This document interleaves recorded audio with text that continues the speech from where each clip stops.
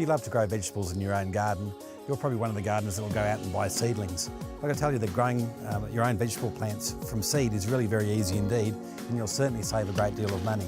Now, pretty much all the vegetables that you might want to grow in your garden, you can grow very easily from seed. Now, if the seed is large like it is for these bean seeds, it's pretty straightforward. Go through and put the seeds out.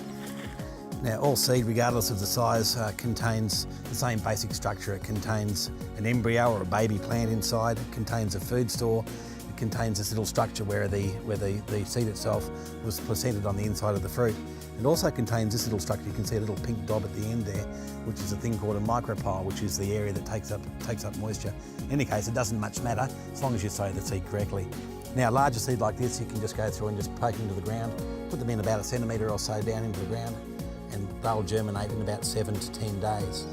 Now, I'm putting these about 5 centimetres apart or thereabouts. These are dwarf bean seeds, so my aim in this planter is to have them growing out and over the edge of the planter itself. I'll probably put in about 2 rows, and one of the great advantages of growing your own plants from seed is that you can put in the number of plants that you need rather than the number which come in a punnet. So I'm going to put in about a dozen or so bean seeds in this case.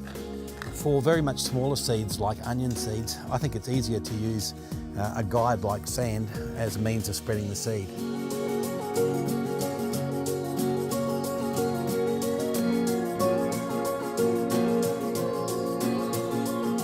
So I've got the onion seed from the pack, and as you can see, the seeds themselves are not terribly small, but it's just a little bit easier if they're mixed with sand to spread them evenly over the area. So I've got about a few millimetres of sand at the bottom of the jar here, as you can see.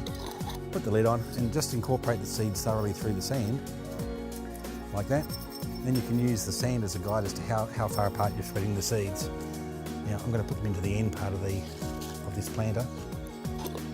And the idea is that we go through and sprinkle the sand over that area, and the theory being that the seeds will be evenly distributed.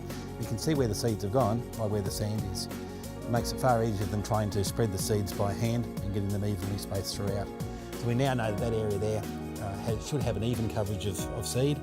We then just slightly cover that with soil or with potting mix in this case. For fine seed, about a 1 millimetre or 2 millimetre covering is just fine.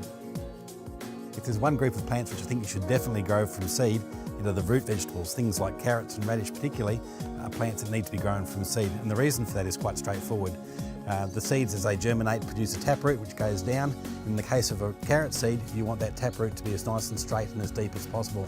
If you do grow carrots from seedlings, very often that carrot root will be bent and you'll end up with deformed carrots and not decent crop at all. And again, they're reasonably straightforward to do. I've made a run of 4 rills for the seeds to fit inside, and I'm going to try and place those seeds reasonably even throughout. So I'm going to do this by hand, but you could use the sand method again. As you can see, those seeds are sitting inside the rills from those 4 rills. Now, I've got enough seed there to do probably another 3 or 4 crops, so 1 packet of seeds will certainly go a long way. You then need to cover those seeds over lightly. Could use a little bit more mix, I'm just using my hand to do that. And then give these a very light soaking and they will certainly germinate. Once your seed does begin to grow, it is important to have a look and see how densely they are packed. Now, I've got some beetroot which I've sowed 3 or 4 weeks ago, and as you can see, there's a whole heap of seeds have come up pretty close together, and those beetroot won't develop properly unless we go through and thin them out. And the process is really quite straightforward. We just go ahead and pick out every 2nd or 3rd seedling.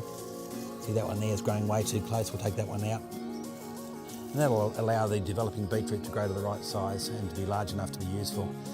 Now, that thinning process will have to happen to these carrots as they begin to grow, so we don't end up with carrots right on top of each other and end up with very small, very thin carrots that really have no use at all. Anyway, if you are looking at growing your own vegetables, it is a lot easier than a lot of people think to grow your own plants from seed.